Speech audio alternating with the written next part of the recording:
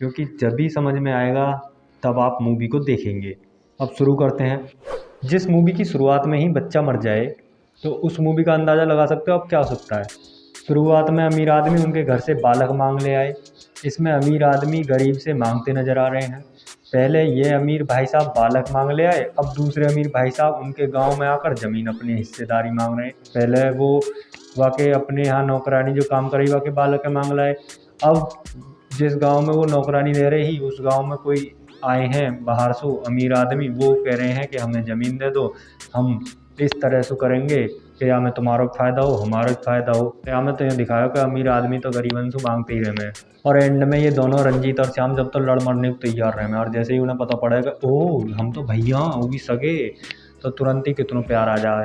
मतलब यार टाइम पे कितनी हंसी आई, बेकट हंसी आई, क्योंकि अगर ऐसा हो भी सके बता कभी ना हो सके। श्याम गांव में जब कोई मशीन थी ही नहीं तो श्याम मैकेनिक कैसे बन गया, मेरे तो ये समझ में ना आ रहा। क्योंकि वह ट्रैक्टर ठीक कर लेता है, कोई भी गाड़ी ठीक कर लेता है, क्योंकि जो श्याम के खिलाफ चाल बनाई गई थी उस चाल का तो श्याम पता भी नहीं लगा पाया। वैसे तो बहुत दिमागदार है।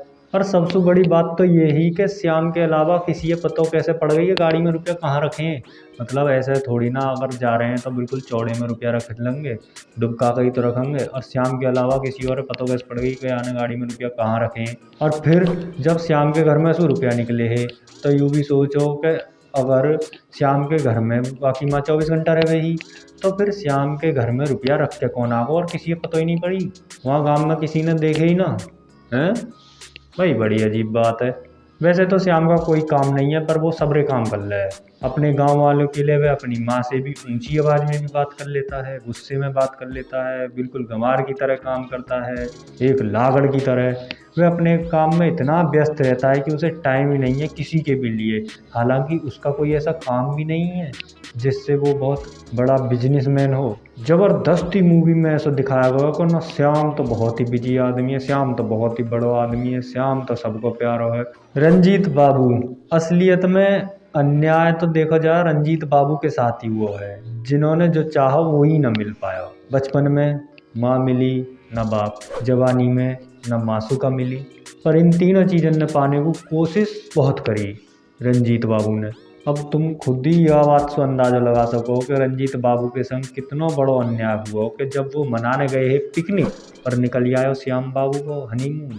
वैसे देखा जाए तो रंजीत बाबू पे तो कोई काम है ना, विदेश में पढ़ के आए हैं, नौकरी मिल गई रिश्तेदार के यहाँ, और या से ज़्यादा मज़े हैं ही किसके। विदेश में पढ़ के आए हैं लेकिन अपने लिए लड़की नहीं ढूंढी, वहाँ कहाँ है क्या। सबकी अपनी अपनी सोच है, या में भी कुछ ना कुछ खास बात होगी, मूवी भी तो बनानी। बरखा इनकी पसंद पर क्या ही जवाब दें, इन्हें जो पसंद आया उनकी पसंद, लेकिन फिर भी इसमें कोई उनकी कमी भी नहीं है। श्याम बाबू जो पसंद आए हैं बस आ ही गए, और इनका वैसे तो कोई अपना लक्ष्य नहीं है, उद्देश्य नहीं है, इनका काम यही है कि बस श्याम से शादी हो जाए किसी भी तरह। मुंशी श्रीधर मेरा फेवरेट करेक्टर, यह तो कमाल ही है। इतने ज़्यादा बहाने बना मैं, इतने ज़्यादा बहाने मुंशी श्रीधर के, ऐसे लगे कि इनसे ज़्यादा कोई चालाक ही ना हो सके, और हर बार फंसा हुआ दिखाते हैं। का रियल में तुम्हें कैसे लग रहा, मुंशी श्रीधर चालाकी में कमज़ोर है या चालाक है? मेरे हिसाब से वो बहुत चालाक है। क्योंकि देखो अगर सोचो क्रॉनिकली कि अगर मुंशी श्रीधर बिल्कुल ही चालाक में नाकाम होता तो वह कोई भी अपना मुंशी ना बनाता हो, ठीक है। इतना बड़ा मैनेजर को मुंशी बना हुआ तो कोई ना कोई दिमाग की बात तो है जरूर। वाकई वो बहाने बना रहा है दूसरे ने हंसाने को वसाने को, कैसे भी बना रहा हो सही, पर दिमागदार है भाई, जो बात मानो तुम। अब तुम आ जाओ वास्तविकता में। जिस प्रकार से श्याम बाबू को दर्शाया गया है मूवी में, ऐसी वास्तविकता में होता ही नहीं है। मूवी और वास्तविक ज़िंदगी में ऐसी सिमिलरिटी होती ही नहीं है। अगर देखा जाए श्याम बाबू को तो वो पूरी ज़िंदगी ऐसे काम करते ही निकल जाती है उनके हाथ से ना। अब आ जाओ रंजीत बाबू पर। जिस तरह से रंजीत बाबू को इस मूवी में साइड एक्टर की तरह दिखाया गया है, लेकिन वास्तविकता में रंजीत बाबू के पास ही लड़की भी आती और गांव वाले भी आते, क्योंकि रंजीत बाबू मैनेजर हैं, गांव वालों के लिए सुविधाजनक हैं।